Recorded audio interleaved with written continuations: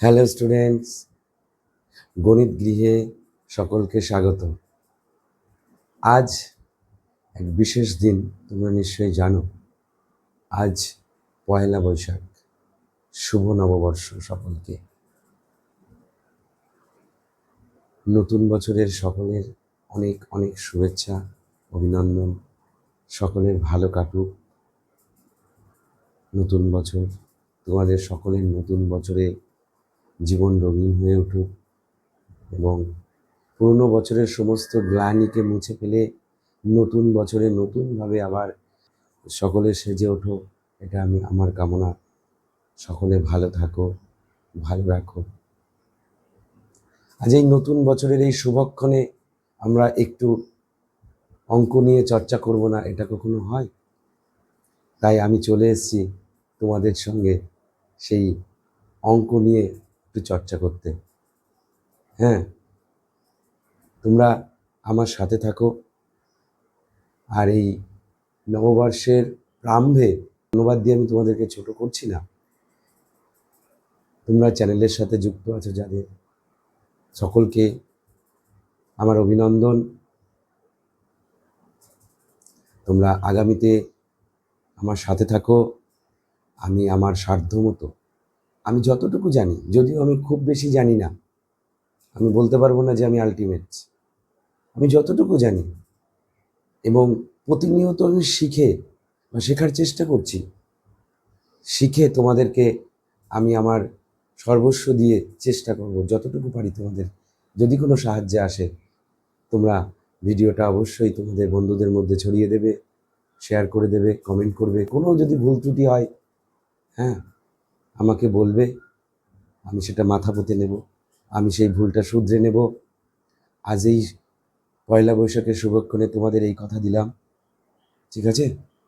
এবং তোমরা আমার এই ভিডিওটা তোমার বন্ধুদের মধ্যে ছড়িয়ে দাও এবং সাথে থাকো। আগামীতে আরও সুন্দর সুন্দর এরকম মজার মজার গণিত নিয়ে তোমাদের সাথে আসব এবং আলোচনা করব, ঠিক আছে? এবং তোমাদের পরীক্ষার প্রস্তুতি একটা সর্বোচ্চ লেভেলে নিয়ে যাওয়ার চেষ্টা করব, ঠিক আছে? তবে আজ আমি শুরু করব আমাদের গত দুটো ভিডিওতে ক্লাস 10-এর গোলক চ্যাপ্টারের আমরা বড় কোশ্চেনগুলো করেছিলাম। আজকে আমরা এমসিকিউ এবং মান 2-এর অঙ্কগুলো করব, ঠিক আছে? তোমরা বই বার করো এবং খাতা বার করো। দেখো, আমরা এমসিকিউর অঙ্কগুলো করার চেষ্টা করছি। সব এমসিকিউ বই বের করো। প্রথম যে এমসিকিউটা আছে, তোমরা প্রশ্নের দিকে লক্ষ্য রাখো। আমরা এমসিকিউ করার সময় কি করি দেখো। এমসিকিউ আমাদের 12 অধ্যায়ের যে এমসিকিউ 15 দাগে দেখো এমসিকিউ আছে। 15 দাগে, 15-র এ দাগে দেখো বহু বিকল্প অর্থাৎ এমসিকিউ গুলো আছে, ঠিক আছে? এমসিকিউ আছে। আমরা এমসিকিউ করার সময় কি বলেছি? খাতাটাকে দুটি অংশে ভাগ করে নেব। তাহলে এক দাগের অঙ্ক ডান দিকে আমরা রাফ করব, বাঁ দিকে আমরা উত্তর লিখবো, যাতে স্যার ম্যাডাম খুব সহজেই উত্তরটা দেখে টিক দিয়ে চলে যেতে পারে, খাতা দেখতে কোনো অসুবিধা না হয়, ঠিক আছে? তাহলে দেখো প্রথম অঙ্ক, এক দাগের 2r একক দৈর্ঘ্যের ব্যাসার্ধ বিশিষ্ট নিরেট গোলকের আয়তন। খুবই সহজ একটি অঙ্ক, 2r একক দৈর্ঘ্যের। তাহলে আয়তন সরাসরি আমরা আয়তন লিখে দিই। তাহলে আয়তন সমান সমান কত? 2r দৈর্ঘ্যের কি পূর্ণগোলক না অর্ধগোলক? না, অপূর্ণগোলকই, কিছু না বলা থাকলে পূর্ণগোলক। তাহলে 4/3 পাই, এখানে আর মানে বলেছি 2r, এর কিউব এত ঘন একক। তাহলে 4/3 পাই, এটার কিউব করলে কত হয়? 8r cube. তাহলে 4-এর সঙ্গে 8 গুণ করলে 4×8 32 পাই আর কিউব বাই 3 এত ঘন একক। তোমরা দেখতে পাচ্ছ কোন উত্তরটা হবে। এটা কিন্তু খুব ভালো অঙ্ক, পরীক্ষাতে একবার এসছে মাধ্যমিকে। 32 অপশান এ তে আছে। তাহলে এখানে অপশান এ দেব, 32 পাই আর কিউব বাই 3 এত ঘন একক কথাটা লিখে দেব। তাহলে আমাদের প্রথম অঙ্কটা হয়ে যাবে। হয়ে যাওয়ার সাথে সাথে আমরা কি দেব? দাগ দিয়ে দেব। তারপরে আবার 2 দাগ নম্বর দেব। 2 দাগের কোশ্চেনটা কি আছে আমি পড়ছি, তোমরা ফলো করো বইটাকে এবং খাতায় এই রকমভাবেই করো, ঠিক আছে? দুটি নিরেট গোলকের আয়তনের অনুপাত 1:8, তাদের বক্ষতলের ক্ষেত্রফলের অনুপাত কত? দেখো, এই অঙ্ক একটা খুব এক লাইনে করা যায়, আর একটা আছে বুঝে নেওয়ার জন্য কিভাবে করা যায়। দেখো, আয়তন অনুপাত দিয়েছে, ক্ষেত্রফল অনুপাত চেয়েছে, তাহলে আয়তন দিয়েছে, আয়তন কি করে পাওয়া যায়? আর ব্যাসার্ধ না থাকলে তো আয়তন জানা যায় না। আমি একটু 2 নম্বরে যদি আসে কিভাবে করতে হবে সেইভাবেই করে দিচ্ছি। হ্যাঁ, তাহলে আমরা ধরে নিলাম, যদি ধরি গোলক দুটির ব্যাসার্ধ যথাক্রমে R1 একক আর R2 একক। এবার দেখো, ওরা আয়তন অনুপাত বলে দিয়েছে। আয়তনের অনুপাতকে আমরা ফ্র্যাকশনে অর্থাৎ ভগ্নাংশ দিয়েও লিখতে পারি। তাহলে প্রশ্ন মতে দেখো, আমরা এইভাবে লিখতে পারি, প্রথম গোলকের আয়তন বাই দ্বিতীয় গোলকে। তাহলে প্রথম গোলকের আয়তন কি হবে? 4/3 pi R1 cube, 4/3 pi R2 cube, equal to কি হবে? ব্যাসার্ধের অনুপাত, আয়তন অনুপাত কি দিয়েছে? 1:8, 1:8। তাহলে 4/3 পাই, 4/3 পাই কেটে গেল। তাহলে R1 কি? R1/R2 তার কিউব সমান 1/8। উভয় পাশে যদি আমরা বর্গমূল করে দিই, তাহলে R/2 সমান 1/2। তাহলে আমরা ব্যাসার্ধ দুটির অনুপাত পেলাম। এবার আমাদের বলেছে বক্ষতলের ক্ষেত্রফল অনুপাত। তাহলে অতএব বক্রতলের ক্ষেত্রফলের অনুপাত সমান 4 pi R1 square by 4 pi R2 square. তাহলে দেখো, এটুকু মুছে দিচ্ছি, 4 পাই কেটে গেল, থাকছে R1/R2 তার স্কোয়ার, দুটো স্কোয়ার আছে। তাহলে দেখো, R1/R2 মান বের করা আছে 1/2 তার স্কোয়ার, তার মানে কত থাকছে?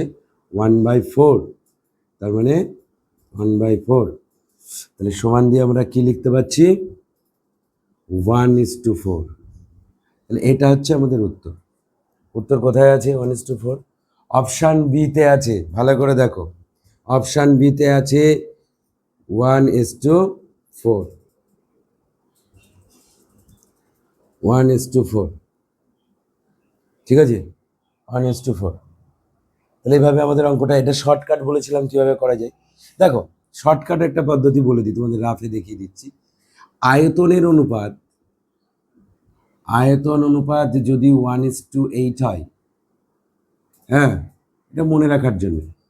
আর ক্ষেত্রফলের অনুপাত কি হবে? দেখো, আয়তন অনুপাত থেকে ব্যাসার্ধ অনুপাত পাওয়া যাবে কিভাবে? ব্যাসার্ধের অনুপাত পাওয়া যাবে, এই দুটোকে আয়তন থেকে ঘনমূল করতে হবে 1:2। তাহলে ক্ষেত্রফলের অনুপাত তাহলে কি হবে? এদের আবার বর্গ করে দিতে হবে। এটা শর্টকাট, ঠিক আছে, এটা হচ্ছে শর্টকাট পদ্ধতি। তবে এটা যেহেতু এমসিকিউ বলেই সম্ভব, যেন 2 নম্বরের দিলে এমভাবে করে দিও না, তাহলে কিন্তু আর নম্বর দেবে না। এইভাবে বড় করে করতে হবে, ঠিক আছে? আমি 2 নম্বরের মতো করে দিলাম, যাতে 2 জায়গায় হয়ে যায়, ঠিক আছে? পরের অঙ্কটা দেখো, পরের অঙ্কটা কি বলেছে? 3 দাগ। 3 দাগ কি বলা আছে? বলেছে 7 সেমি দৈর্ঘ্যের ব্যাসার্ধ বিশিষ্ট একটি নিরেট অর্ধগোলকের সমগ্রতলের ক্ষেত্রফল 7 সেমি দৈর্ঘ্যের ব্যাসার্ধ বিশিষ্ট। তাহলে আমাদের আর এর মান কত বলেছে? তাহলে ব্যাসার্ধ সমান কত বলা আছে? 7 সেন্টিমিটার। তাহলে সমগ্রতলের ক্ষেত্রফল, অর্ধগোলকে বলেছে, অর্ধগোলকের, নিরেট বলেছে, তাহলে লেখো নিরেট অর্ধ গোলকের ক্ষেত্রফল, নিরেট অর্ধগোলকের ক্ষেত্রফল, নিরেট অর্ধগোলকের ক্ষেত্রফল, নিরেট অর্ধগোলকের ক্ষেত্রফলের সূত্র সবাই জানে, 3πr²। ঠিক আছে, 3πr², আর মানে হচ্ছে 7 তার স্কোয়ার। ঠিক আছে, এত বর্গ সেমি। তাহলে দেখো 3π ইন্টু 7 স্কোয়ার মানে 49, 340, এটা গুণ করে দিলে কত হচ্ছে 147π বর্গ সেমি। এটা আমাদের বেরিয়ে গেল নিরেট অর্ধগোলকের ক্ষেত্রফল বা বক্রতলের ক্ষেত্রফল। কি বলেছে? সমগ্রতলের ক্ষেত্রফল, সমগ্রতলের ক্ষেত্রফল। ঠিক আছে, পায়ের মান দেখো, উত্তরটা পায়ের মান বসানো নেই, তাই আমরাও বসাইনি। তাহলে উত্তর হবে অপশান সি, 147π বর্গ সেমি। এখন 4 দাগের অঙ্কটা লেখো, ভালো করে লক্ষ্য রাখো, ফলো করো বইয়ের দিকে। দুটি নিরেট গোলকের বক্রতলের ক্ষেত্রফলের অনুপাত বলেছে, আয়তন অনুপাত দিয়েছে। নিরেট গোলক, তাহলে লেখো বক্রতলের ক্ষেত্রফলের অনুপাত, ক্ষেত্রানুপাত কত? 16:9। তাহলে দেখো, ক্ষেত্রফল দেওয়া থাকলে সেখান থেকে ব্যাসার্ধের অনুপাত পাওয়া যায়। এটা সংক্ষেপে করে দিচ্ছি। তাহলে ব্যাসার্ধের অনুপাত, যেহেতু এমসিকিউ তো তাহলে অসুবিধা হবে না, শুধু উত্তরটা চাই, এর বর্গমূল করে দিতে হবে, এটা হবে ব্যাসার্ধের অনুপাত। তাহলে ব্যাসার্ধের অনুপাত হবে 4:3। এবার বলেছে আয়তন অনুপাত, তাহলে আয়তন অনুপাত কি হবে? এর কিউব করে দিতে হবে। তাহলে আয়তনের অনুপাত, এর আবার কিউব করে দিতে হবে। 4-এর কিউব কত? 64। 9-এর কিউব কত? 27। তাহলে 64:27 যেখানে আছে সেটা আমাদের উত্তর হবে। 64:27, অপশান এ, 64:27। দেখো, এটা কিন্তু আমি সংক্ষেপে করে দিলাম, মানে এটা কিন্তু 2 নম্বরের মতো করে করিনি, 2 নম্বরের মতো করে অঙ্কটা করে দেওয়া আছে, সেই জন্য আমি অঙ্কটা বড় করে দিইনি। 2 নম্বরের মতো করে অঙ্কটা তোমাদের বইয়ে করে দেওয়া আছে। 9 দাগ, উদাহরণ 9 দাগ একটু ফলো করবে, দেখো এই অঙ্কটা বড় করে দেওয়া আছে, মান 2-এর মতো করে, সেই জন্য আমি এটা এমসিকিউর মতো করে দিলাম। ঠিক আছে, করে 5 দাগের অঙ্কটা লক্ষ্য রাখো, আর একটা এমসিকিউ। 5 দাগের অঙ্কটা লক্ষ্য রাখো, একটি নিরেট গোলকের বক্রতলের ক্ষেত্রফল এবং 3 গুণ আয়তনের সংখ্যামান হলে, তাহলে একটা গোলকের বক্রতলের ক্ষেত্রফল 3 গুণ আয়তনের সঙ্গে সমান, আয়তনের 3 গুণ করলে তার সমান হবে। তাহলে একটি গোলকের বক্রতলের ক্ষেত্রফল, মনে করো এটা গোলক, তার বক্রতলের ক্ষেত্রফল মানে তোমরা বুঝতেই পারছো এই বাইরের ক্ষেত্রফলটা। ঠিক আছে, বাইরের ক্ষেত্রফলটা তোমরা বুঝতেই পারছো, বাইরের ক্ষেত্রফলটা। তাহলে বক্রতলের ক্ষেত্রফল, যদি আমি এর ব্যাসার্ধটাকে আর ধরি, তাহলে বাইরের ক্ষেত্রফল কি হবে? 4πr²। এই বক্রতলের ক্ষেত্রফলের সাংখ্যমানটা, ইউনিটের কথা না, এমনি সাধারণ কিন্তু সমান বলা যায় না, কিন্তু সংখ্যাগত মানটা সমান 3 গুণ আয়তনের সঙ্গে। তাহলে এর আয়তন কত? এর হচ্ছে 4/3πr²। ঠিক আছে, এর সঙ্গে 3 গুণ করলে তবেই এর সমান হবে। তাহলে আমরা যদি ধরি ব্যাসার্ধ সমান r একক, ধরি ব্যাসার্ধ সমান r একক। ঠিক আছে, তাহলে প্রশ্ন মতে দেখো আমরা এই কথাটা লিখতে পারি, প্রশ্ন মতে আয়তনের 3 গুণ করে দাও, তাহলে 3 × 4/3πr³। এটা করলে বক্রতলের ক্ষেত্রফলের সমান হবে বলেছে।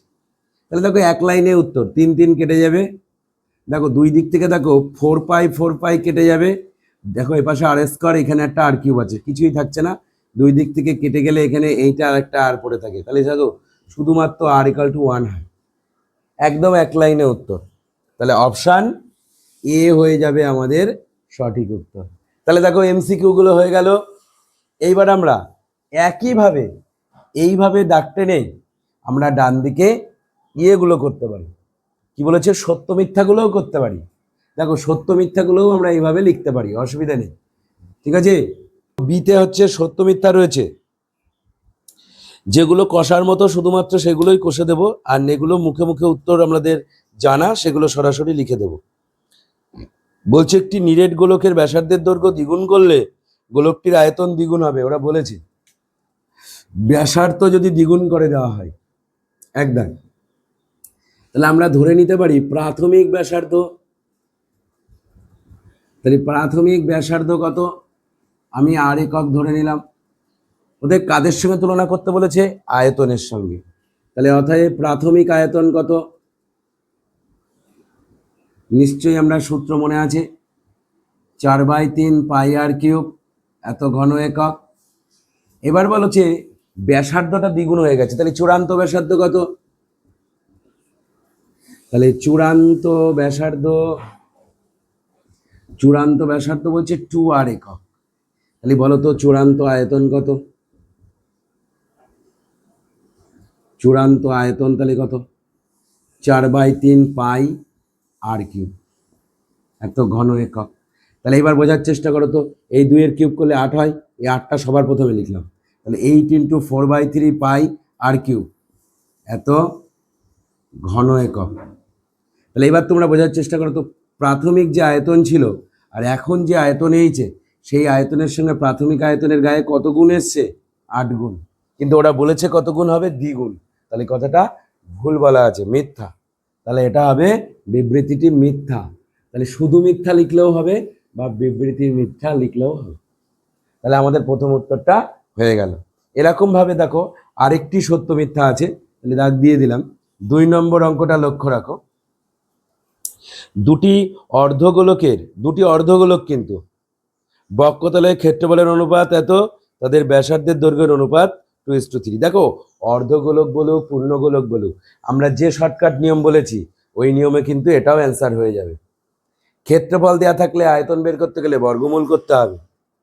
তাহলে ক্ষেত্রফলের অনুপাত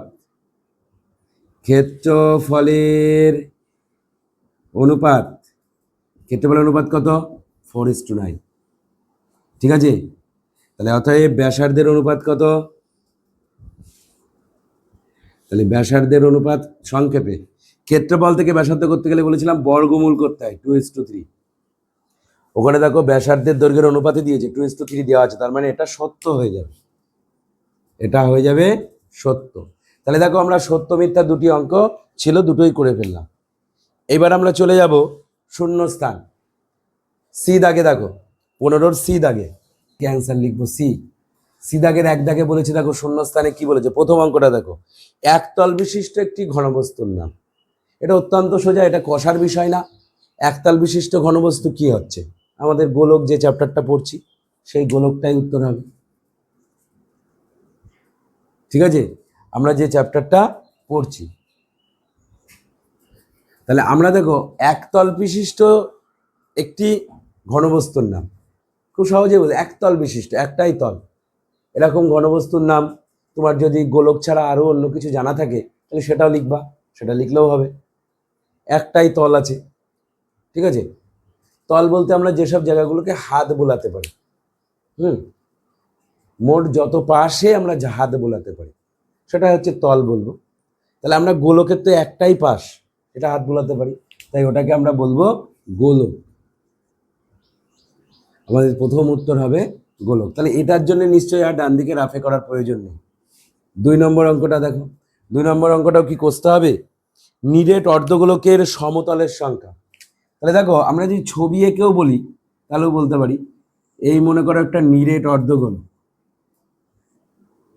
কিরকম, নিরেট কখন বলবো আর কখন ফাঁপা বলবো, ঠিক আছে। নিরেট কখন বলবো, যখন এরকম একটা অর্ধগোলকের ভিতরে কিছু থাকবে, যেমন একটা বাটি ফাঁপা অর্ধগোলক।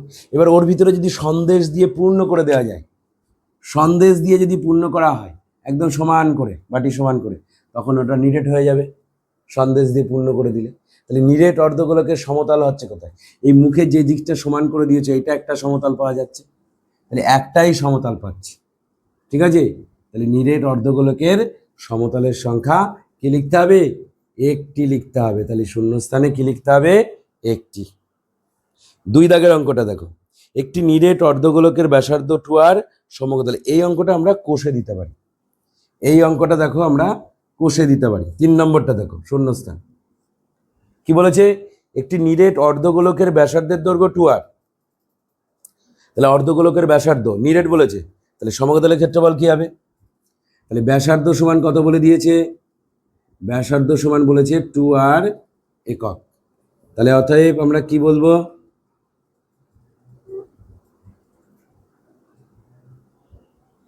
তাহলে অতএব তাহলে নিরেট অর্ধগোলকের সমতলের ক্ষেত্রফলের সূত্র আমরা আগেও একবার পড়েছি, 3πr স্কয়ার। তাহলে 3πr স্কয়ার যদি আমরা করি তাহলে আমরা বলবো নিরেট অর্ধ গোলকের সমগ্র তলের ক্ষেত্রফল কি হবে? 3πr square. আর মানে কিন্তু এখানে 2r। এই এটা ক্যালকুলেশন করে দাও, 3π 2r স্কয়ার করলে কত হবে? 4r square. এত কি লিখবো আমরা? বর্গ একক। তাহলে 3 4 কত হয়ে যাবে? 12πr স্কয়ার বর্গ একক। এবার দেখো তোমাদের অঙ্কের শূন্যস্থানের মধ্যে পায়ের স্কয়ারটা দেওয়া আছে, তাহলে শূন্যস্থানে নেই কোনটা? 12। তাহলে আমাদের শূন্যস্থানে শুধুমাত্র 12টা লিখতে হয়। শুধু 12 লিখলেই আমাদের উত্তর হয়ে যায়। ঠিক আছে, খুব সহজেই করা যেতে পারে। সবাই ফর্মুলা কিন্তু মনে রাখতে হবে। ঠিক আছে, ফর্মুলা মনে রাখলে কিন্তু কিচ্ছু পারবে না, কোনো বুদ্ধি খাটবে না। বুঝেছো? ফর্মুলা কিন্তু একদম মনে রাখতে হবে। আমি মনে রেখেছি, আমার বাবা মনে রেখেছে, তুমি মনে রাখবা, তোমার ছেলে মেয়েও মনে রাখবে। ঠিক আছে, হ্যাঁ, যতক্ষণ বেঁচে থাকতে হবে এই সূত্র মনে না রাখতে হবে, না পারলে কিন্তু অঙ্ক হবে না। তারপরে এইবার আমরা চলে আসব মান 2 এর অঙ্কগুলি। দেখে নাও 16 দাগে মান 2 এর অঙ্কগুলি আমরা কিভাবে করতে পারি। ঠিক আছে, 16 1 দাগ কি বলেছে? বলছে একটি নিরেট অর্ধগোলকের আয়তন ও সমতলের ক্ষেত্রফলের সাংখ্যমান সমান। তাহলে অর্ধগোলকের ব্যাসার্ধের দৈর্ঘ্য, তাহলে যেটা দেওয়া নেই সেটাই আমরা ধরে নিই। তাহলে আমরা ধরি অর্ধ গোলকটির ব্যাসার্ধ সমান r একক। ব্যাসার্ধ সমান কি? r একক। অর্ধগোলকটির ব্যাসার্ধের দৈর্ঘ্য সমান r একক। তাহলে বলেছে অর্ধগোলকের আয়তন ও সমতলের ক্ষেত্রফলের সংখ্যামান। তাহলে সংখ্যামান সমান, তাহলে অর্ধগোলকের আয়তন নিরেট বলেছে কিন্তু, হ্যাঁ, নিরেট অর্ধগোলকের আয়তন এবং সমতলের ক্ষেত্রফলের সংখ্যামান সমান। তাহলে আমরা প্রশ্ন মতে এই জায়গাটায় একবারই লিখে দিতে পারি। প্রশ্ন মতে নিরেট গোলকের অর্ধগোলকের আয়তন কি হবে? 2/3 πr কিউব ইকুয়াল টু সমতলের ক্ষেত্রফলের সংখ্যামান। সমতলের ক্ষেত্রফল কি হবে? 3πr square. তাহলে দেখো তোমরা এখান থেকে ক্যালকুলেশন করতে পারো, এখান থেকে পাই ক্যান্সেল করতে পারো একটা, আর দুই দিক থেকে দেখো এপাশে 2টো আর এখানে 3টে আর, একটা আর কেটে দিতে পারো। তাহলে এখানে একটা আর থাকলো, 2টো আর কেটে গেল। তবে আর যেহেতু নট ইকুয়াল টু 0 তবেই আমরা কাটতে পারছি।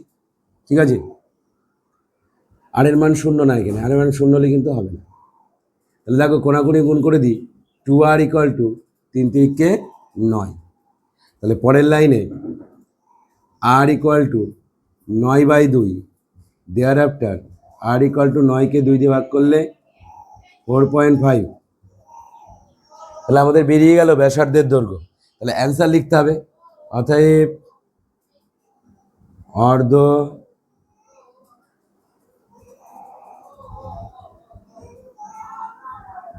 গোলকটির ব্যাসার্ধ 4.5 সেমি।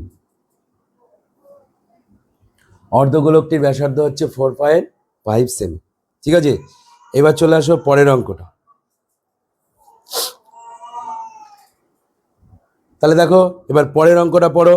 একটি নিরেট গোলকের বক্রতলের ক্ষেত্রফল এর একটি নিরেট লম্ববৃত্তাকার চোঙের বক্রতলের ক্ষেত্রফলের সমান। তাহলে চোঙটির উচ্চতা ব্যাসার্ধের দৈর্ঘ্য উভয়ই 12 সেমি। চোঙটির উচ্চতা এবং ব্যাসের দৈর্ঘ্য উভয়ই 12 সেমি। তাহলে গোলকটির ব্যাসার্ধের দৈর্ঘ্য কত? তাহলে একটু বোঝার চেষ্টা করি। একটি নিরেট গোলকের বক্রতলের ক্ষেত্রফল, দেখো এটা মুছে দিচ্ছি। এবার এখানে দুটো ঘনবস্তু একসঙ্গে মিশিয়ে দিয়েছে এটা বোঝার জন্য। দেখো দুটো ঘনবস্তু, মনে করো একটি গোলক আছে আরেকটি চোঙ আছে, বোঝার চেষ্টা করো। এই হচ্ছে চোঙ। এই দুজনের মধ্যে কি বলেছে? বলেছে চোঙের বক্রতলের ক্ষেত্রফল, হ্যাঁ, চোঙের বক্রতলের ক্ষেত্রফল আর নিরেট বৃত্তাকার চোঙের এই গোলকের বক্রতলের ক্ষেত্রফল এর সমান। এর বক্রতলের ক্ষেত্রফল এই গোলকের বক্রতলের ক্ষেত্রফল আর চোঙের বক্রতলের ক্ষেত্রফল সমান। আর একটা কথা বলা আছে, চোঙের উচ্চতা আর ব্যাসের একটা রিলেশন বলা আছে, ঠিক আছে? চোঙের উচ্চতা কি বলেছে? বলছে চোঙটির উচ্চতা ব্যাস উভয়ে 12 সেমি। তাহলে এই টোটালটা 12 সেমি, উচ্চতাও 12 সেমি, তাহলে নিশ্চয়ই ব্যাসার্ধ কত হবে? 6 সেমি হবে। আমরা বুঝতেই পারছি এটা যদি 12 হয় তাহলে আমি ব্যাসার্ধ কত লিখতে পারি? 6 সেমি লিখতে পারি। তাহলে এখান থেকে ব্যাসার্ধ উচ্চতা জানি, এখান থেকে বক্রতলের ক্ষেত্রফল পেয়ে যাব। আর বলেছে বৃত্তের ব্যাসার্ধের দৈর্ঘ্য কত, এটা জানি না, এটা বার করতে বলেছে। তাহলে সেইটা আমরা সবার প্রথমে ধরে নিই। 16-র 2 দাগ, লেখো ধরি বৃত্তের ব্যাসার্ধ সমান একক কি আছে? সেমি, আর সেমি। বৃত্তের ব্যাসার্ধ সমান কত হলো? আর সেমি। আর চোঙের, লেখো চোঙের উচ্চতা, ব্যাসার্ধ ব্যাস, চোঙের উচ্চতা এই চোঙের ব্যাস সমান বলে দিয়েছে 12 সেমি। আর তাহলে অতএব ব্যাসার্ধ কত হবে? এটাকে 2 দিয়ে ভাগ করে দিতে হবে, তাহলে এটা 6 সেমি হয়ে যাবে। আর উচ্চতা কত বলে দিয়েছে? উচ্চতা বলেছে ব্যাসের সমান, তাহলে এটাও 12 সেমি হয়ে যাবে। হয়ে গেল। এইবার কিন্তু ওরা একটা কন্ডিশন দিয়েছে, সেই কন্ডিশন থেকে কিন্তু সমাধান করা যাবে। এই দুটোর মধ্যে একটা তুলনা করার জন্য একটি শর্ত দেওয়া আছে। কি শর্ত দেওয়া আছে? এর বক্রতলের ক্ষেত্রফল এর বক্রতলের ক্ষেত্রফলের সমান। বক্রতলের ক্ষেত্রফল তোমরা নিশ্চয়ই জানো, ভূমির পরিধি ইন্টু উচ্চতা করে দিতে হবে। ভূমির পরিধি কি? 2πr ইন্টু উচ্চতা, উচ্চতা মানে 12, এখানে আর মানে 6। তাহলে এইভাবে আমরা হিসাবটা করে দেবো। তাহলে একবারে এখান থেকে আমরা করে দিতে পারি। প্রশ্ন মতে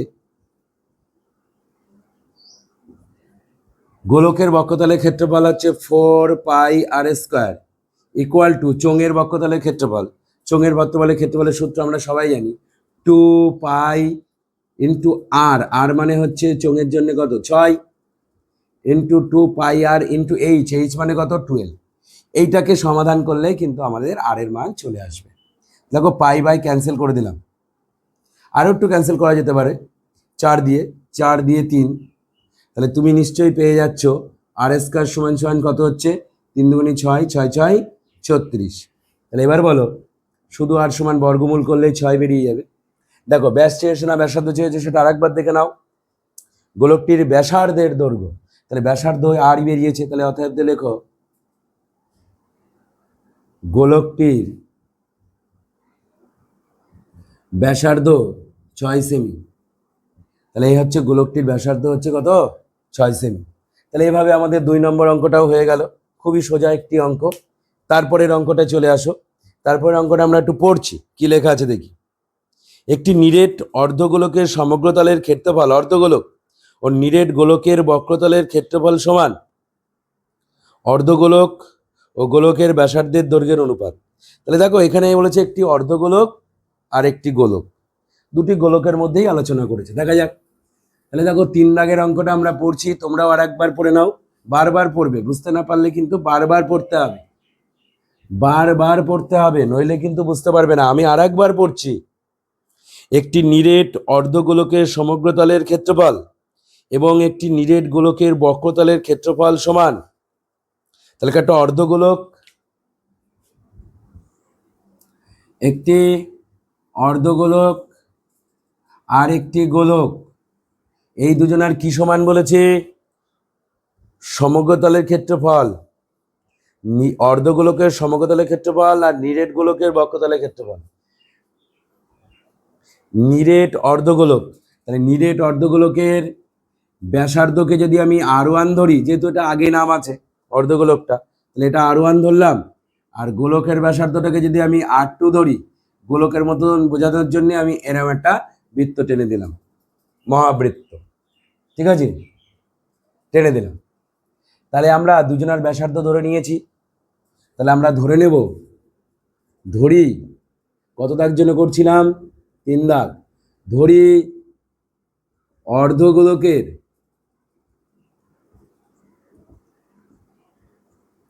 ব্যাসার্ধ সমান R1 একক, আর গোলকের লিখে নাও, যেটা পূর্ণ গোলক লিখে দিই, পূর্ণ গোলকের ব্যাসার্ধ সমান R2 একক লিখে নিলাম। এবার ওরা বলেছে দুজনার কি সমান? সমগ্রতলের ক্ষেত্রফল, ওটার বক্রতলের ক্ষেত্রফল। তাহলে অর্ধগোলকের নিরেট অর্ধগোলক, তাহলে আমরা প্রশ্ন মতে কি লিখতে পারি? 3 pi R square, 3 pi R1 square equal to 4 pi R2 square. তাহলে এটার জন্য সমগ্রতল 3 পাই আর স্কোয়ার, দুই দিক থেকে পাই পাই ক্যান্সেল করে দিলাম। তাহলে আমাদের পরের লাইনে কি দাঁড়াচ্ছে দেখো, আমাদের R1 বাই R2 করবো, রেশিও চেয়েছে, R1 আর R2 দুটো অর্ধগোলক আর গোলকের ব্যাসার্ধের অনুপাতে রেশিও করতে হবে। তাহলে R1 বাই R2 আনার চেষ্টা করছি। R1 স্কোয়ার, এই R2 মাল্টিপ্লাই আছে, এ পাশে যদি নিয়ে আসি তাহলে কি হয়? সাধারণ নেমে ডিভাইড করে দিতে পারি। এই পাশের 3 ও পাশে গেলে এই 4 ওপরে থাকবে, এই 3 নিচে চলে যাবে। এবার দেখো দুই দিক থেকে যদি আমরা বর্গমূল করে দিই, বোথ সাইড যদি বর্গমূল করে দিই, তাহলে দেখো R1 থেকে R1 স্কোয়ার থেকে R1 চলে আসবে, R2 থেকে R2 স্কোয়ার থেকে R2 চলে আসবে। তাহলে দুই পাশে বর্গমূল করলে কি হচ্ছে? R1 বাই R2, এই 4-এর বর্গমূল 2 আর √3 বর্গমূল হচ্ছে √3। তাহলে আলটিমেটলি অ্যান্সার কত আসছে? R1:R2 সমান সমান 2:√3। তাহলে আমাদের অ্যান্সার লিখতে হবে। তাহলে অতএব দিয়ে লেখো অর্ধগোলক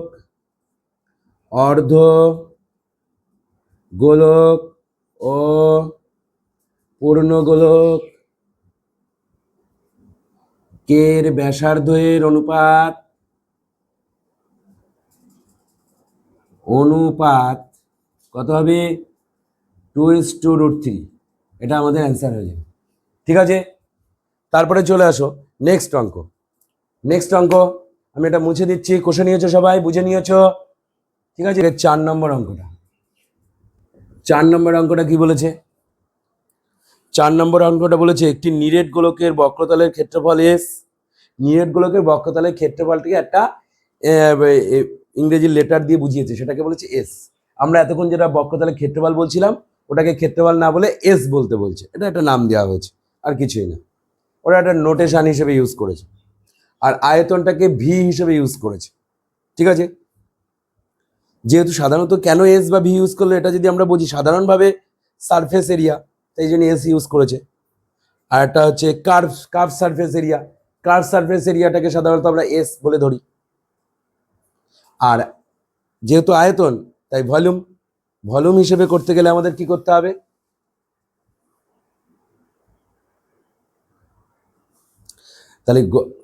তাহলে পরের অঙ্কটা আমরা পড়ছি, 4 দাগের অঙ্কটা দেখো। একটি নিরেট গোলকের বক্ষতলের ক্ষেত্রফল S আর আয়তন V। তাহলে আমরা সাধারণত S ধরেছে, এটা একটা নোটেশন হিসেবে ইউজ করেছে, আর কিচ্ছু না। আয়তনটাকেও একটা V নোটেশন হিসেবে ইউজ করেছে, আর কিচ্ছু না, ঠিক আছে। কেন ধরলো? অন্য বাকি লেটারও তো ছিল, কিন্তু সাধারণত ইংরেজি যে শব্দ, মানে এর যে ইংরেজি বক্রতলের ক্ষেত্রফল যে ইংরেজি শব্দটা, সেটা থেকেই এসেছে এটা মূলত পক্ষে। কার্ভ সারফেস এরিয়া মানে বক্রতলের ক্ষেত্রফল, আর যেটা আয়তন সেটাকে সাধারণত ভলিউম বলা হয়, সেখান থেকে V কথাটা এসছে আদ্যাক্ষরগুলি নিয়ে। এবার আরেকটি এই নোটেশন থেকে আরেকটি উত্তর চেয়েছে S³ বাই V² এর মান কত? পায়ের মান বসাবে না, বলে দিয়েছে। তাহলে এগুলো বের করতে গেলে আমাদের ব্যাসার্ধ লাগবে না গোলকের? তাহলে গোলকের ব্যাসার্ধ সবার প্রথমে ধরে নিতে হবে। তাহলে আমরা ধরি গোলকের ব্যাসার্ধ তো দেওয়াই নেই, তাহলে ধরি গোলকের ব্যাসার্ধ না জানলে তো আমরা বের করতে পারবো না, সেই জন্য আমরা এটা ধরে নিলাম। তাহলে অতএব এস মানে বক্রতলের ক্ষেত্রফল, আমি আর কিছু লিখছি না, এস মানে বলে দিয়েছে বক্রতলের ক্ষেত্রফল, তাহলে আমি লিখবো না। এস সমান সমান কি 4πr² বর্গ একক, বক্রতলের কার সারফেস এরিয়া। এবার আছে এবং দিয়ে আমি ভলিউমটা বের করছি ভি, তাহলে ভলিউমটা কি হবে 4/3πr³ এত ঘন একক। এবার এই নোটেশনগুলো দিয়ে একটা এক্সপ্রেশন দিয়েছে, কি এক্সপ্রেশন দেখো, অ্যালজেব্রিক একটা এক্সপ্রেশন দিয়েছে। তাহলে অতএব দিয়ে আমরা বলেছি অ্যালজেব্রিক এক্সপ্রেশন x³/v² এর মান কত, এই এক্সপ্রেশনটার ভ্যালু কত, ঠিক আছে, এই এক্সপ্রেশনটার ভ্যালু কত। তাহলে এটার ভ্যালু করতে গেলে এস আর ভি এর মান এখান থেকে বসিয়ে দেবো, তাহলে অ্যান্সার চলে আসবে। এস এর মান কত 4πr², তার মাথায় কিউব আছে, দিলাম কিউব, v² আছে, ভি এর মান কত 4/3πr³, তার মাথায় কত আছে স্কোয়ার আছে। এটাকে সলভ করো, যেটা আসবে সেটা আমাদের উত্তর হবে। তাহলে আমরা চেষ্টা করি এটা সলভ করার। 4-এর কিউব করলে হয় 64, পায়ের কিউব করলে π³ মান বসাতে বারণ করেছে ওখানে, আর এর সঙ্গে কিউব করলে সূচক নিয়মে পাওয়ার গুণ হয়ে যাবে, পাওয়ার প্রোডাক্ট রুল, তাহলে r⁶। আবার এখানেও তাই হবে, 4-এর কিউব মানে এই 4-এর স্কোয়ার এখানে, তাহলে 4×4 = 16, এটা স্কোয়ার করলে 4×4 = 16 π², আর পাওয়ার প্রোডাক্ট হলে আবার 6 হচ্ছে, বাই 3 9 হচ্ছে। দেখো এটা 3 তলা ভগ্নাংশ হয়ে গেছে। তাহলে 3 তলা ভগ্নাংশটা আমরা কি করে করব দেখে নাও, 6 4π³ r⁶ বাই 16 π² ইন্টু r⁶, 9টা উপরে চলে যাবে 9। তাহলে এবার দেখো কাটাকুটি করলে কি হচ্ছে r⁶ ক্যান্সেল হয়ে গেল, ঠিক আছে। তাহলে তারপরে কি হচ্ছে π² π³ কেটে একটা পাই থাকলো, 16 দিয়ে কাটো, 4×16 = 64, তাহলে আমাদের উত্তর হয়ে যাবে কি 4×9 = 36 পাই, ঠিক আছে। এর কোনো একক দেওয়ার দরকার নেই, কারণ এদিকে কিউব, এটা একক দুটো কেটে যাবে, থাকবে না, ঠিক আছে। তাহলে এটা হলো আমাদের কত নম্বর অঙ্ক, 4 নম্বর অঙ্ক। এবার 5 নম্বর অঙ্কটা লক্ষ্য রাখো, ঠিক আছে। কি বলেছে, একটি গোলকের ব্যাসার্ধ 50% বৃদ্ধি করলে বক্রতলের ক্ষেত্রফল শতকরা কত বৃদ্ধি পায়, তা হিসাব করি। তাহলে গোলকের ব্যাসার্ধ বৃদ্ধি করা হয়েছে, তাহলে প্রাথমিক ব্যাসার্ধ কত, ব্যাসার্ধই তো নেই, তাহলে ব্যাসার্ধ বৃদ্ধি হবে কি করে। তো সর্বপ্রথম আগে জেনে নাও, তাহলে ধরি প্রাথমিক গোলকের বা গোলকটির প্রাথমিক ব্যাসার্ধ, তাহলে প্রাথমিক ব্যাসার্ধ হচ্ছে r একক। তাহলে অতএব বক্রতলের ক্ষেত্রফল হচ্ছে 4πr² বর্গ একক, 4πr² বর্গ একক হলো। এবার বলছি কি 50% বৃদ্ধি করা হয়েছে, তাহলে অতএব 50% বৃদ্ধিতে চূড়ান্ত ব্যাসার্ধ কত দাঁড়াবে, চূড়ান্ত ব্যাসার্ধ আগে ছিল আর, তার 50% বৃদ্ধি মানে কি 150/100, ঠিক আছে, 50 বেড়েছে, তাহলে 100 + 50 মানে 150/100, তাহলে এত বর্গ না এত একক, শুধু একক। তাহলে 50 দিয়ে কেটে দাও, 50 × 100 3 × 50 150, তাহলে হচ্ছে 3r/2 একক। তাহলে চূড়ান্ত বক্রতলের ক্ষেত্রফল কি হচ্ছে, চূড়ান্ত বক্রতলের ক্ষেত্রফল, তাহলে 4πr² ইন্টু 4πr², মানে 3r/2 এর বর্গ একক। তাহলে এটা দেখো 4π, এটা ক্যালকুলেশন করলে কত দাঁড়াচ্ছে 9r²/4, দেখো 4 4 কেটে যায়, খুবই সুন্দর একটা সংখ্যা এসছে, তাহলে হচ্ছে 9πr² এত বর্গ একক, ঠিক আছে। খুব সহজ ব্যাপার। তাহলে দেখো এখান থেকে ক্ষেত্রফল শতকরা কত বৃদ্ধি পেয়েছে আমরা কি করে বুঝবো? প্রাথমিক ছিল এটা, আর এটা হলো চূড়ান্ত। তাহলে বৃদ্ধি পেয়েছে কোনটা আমরা বুঝতে পারছি, বৃদ্ধি কোনটা পেয়েছে, এর থেকে এটা মাইনাস করলে বোঝা যাবে কতটুকু বৃদ্ধি পেয়েছে। তাহলে আমরা উপরের থেকে মুছে নিচ্ছি। তাহলে অতএব ক্ষেত্রফল বৃদ্ধি পেল কত, 9πr² মাইনাস 4πr², ব্র্যাকেট দিয়ে বর্গ একক। তাহলে এটার থেকে এটা বিয়োগ করলে কত হয়, 5πr² বর্গ একক। এবার দেখো এখান থেকে বলেছে শতকরা বৃদ্ধি কত, তাহলে এখান থেকে কি করব আমরা, তাহলে এখান থেকে শতকরা বৃদ্ধি কি করে বেরোবে, শতকরা বৃদ্ধি কি করে পেতে পারি, শতকরা বৃদ্ধি হচ্ছে প্রাথমিক যেটা ছিল তার উপরে বৃদ্ধি। তাহলে অতএব বক্রতলের ক্ষেত্রফল বৃদ্ধি, আমি শতকরাটা এখানে লিখবো বলে পার্সেন্ট দেবো বলে এখানে শতকরা লিখলাম না, এখানে শতকরা লিখলেই পার্সেন্ট দেওয়া যাবে না, ঠিক আছে, তখন বর্গ একক বলতে হবে, অসুবিধা নেই, আমি পার্সেন্ট দেবো তাই এখানে শতকরা লিখি। তাহলে কতর উপরে বৃদ্ধি পেয়েছে, 4πr² উপরে বৃদ্ধি পেয়েছে কত, 5πr², ঠিক আছে, আমি এত এর সঙ্গে 100 গুণ করে দিলেই কি হয়ে যাবে, পার্সেন্ট হয়ে যাবে। তাহলে কাটো, পাই কেটে গেল, আর² কেটে গেল, 4 দিয়ে কাটলে 25, তাহলে 5 25 কত, 125%। তাহলে দেখো বক্ষতলের ক্ষেত্রফল বৃদ্ধি পেল কত, 125%, ঠিক আছে। তাহলে আমাদের দেখো গোলক চ্যাপ্টারের সকল সমস্ত অঙ্কই হয়ে গেল, মান 2 এর শেষ, মান 2 এর দেখো শেষ অঙ্কটাও আমাদের হয়ে গেল, হলো আমাদের গোলক চ্যাপ্টার, ঠিক আছে। তাহলে আমাদের এখানেই ভিডিও শেষ করব। আবারও তোমাদের নববর্ষের শুভেচ্ছা অভিনন্দন, হ্যাঁ, জানিয়ে আজকে আমরা ভিডিও এখানে শেষ করছি। সবাই ভালো থাকো এবং ভালো রাখো।